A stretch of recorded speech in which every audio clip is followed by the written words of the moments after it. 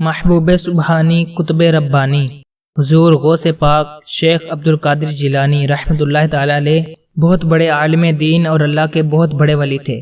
آپ کا نام عبدالقادر، کنیت ابو محمد اور لقب محی الدین ہے۔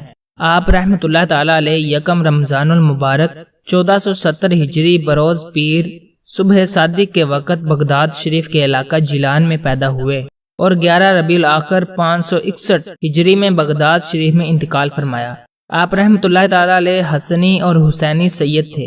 حسنی اور حسینی سید سے مراد یہ ہے کہ حضور غوث اعظم کا سلسلہ نسب والد کی طرف سے حضرت سیدنا امام حسن رضی اللہ عنہ اور والدہ کی طرف سے حضرت سیدنا امام حسین رضی اللہ عنہ تک پہنچتا ہے، اس لیے آپ کو حسنی اور حسینی سید کہا جاتا ہے۔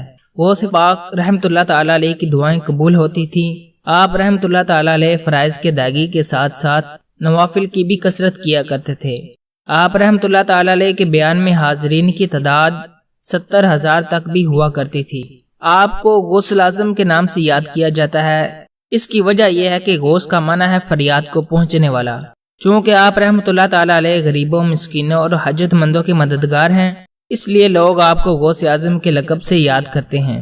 غوث اعظم بہت زیادہ عبادت، ریاضت اور قرآن پاک کی تلاوت کیا کرتے تھے۔ آپ رحمۃ اللہ تعالی علیہ نے 40 سال تک عشاء کے وضو سے فجر کی نماز ادا فرمائی اور 15 سال تک ہر رات میں ایک قرآن پاک ختم کیا کرتے تھے۔ ہمیں بھی ان کے نقش قدم پر چلتے ہوئے نمازوں کی پابندی اور قرآن پاک کی تلاوت کو اپنا معمول بنانا چاہیے۔ اللہ پاک کی عطا سے ہمارے غوث پاک رحمۃ اللہ تعالی علیہ پیدائشی ولی تھے۔ آپ رحمۃ اللہ تعالی علیہ کی بے شمار کرامتوں میں سے ایک یہ بھی تھی کہ لوگوں کے دل آپ رحمۃ اللہ تعالی علیہ کے قبضے میں تھے۔ شیخ شہاب الدین عمر سہروردی رحمۃ اللہ تعالی علیہ فرماتے ہیں، مجھے علم کلام کا بہت شوق تھا۔ میں نے اس کی کتابیں بھی حفظ کر لیں اور اس میں خوب ماہر ہو گیا تھا۔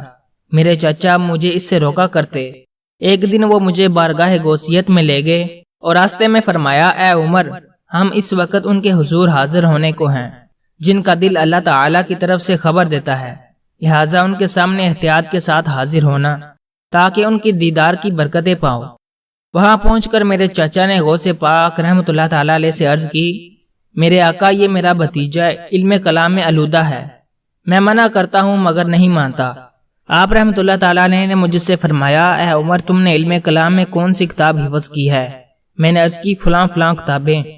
آپ رحمۃ اللہ تعالی علیہ نے اپنا مبارک ہاتھ میرے سینے پر پھیرا۔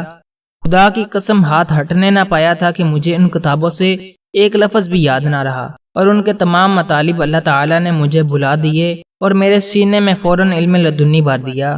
تو میں آپ رحمۃ اللہ تعالی علیہ کے پاس سے علم الہی کا بیان کرنے والا ہو کر اٹھا، اور آپ نے مجھ سے فرمایا، تمہارے بعد عراق میں کوئی اس درجہ شہرت کو نہ پہنچے گا۔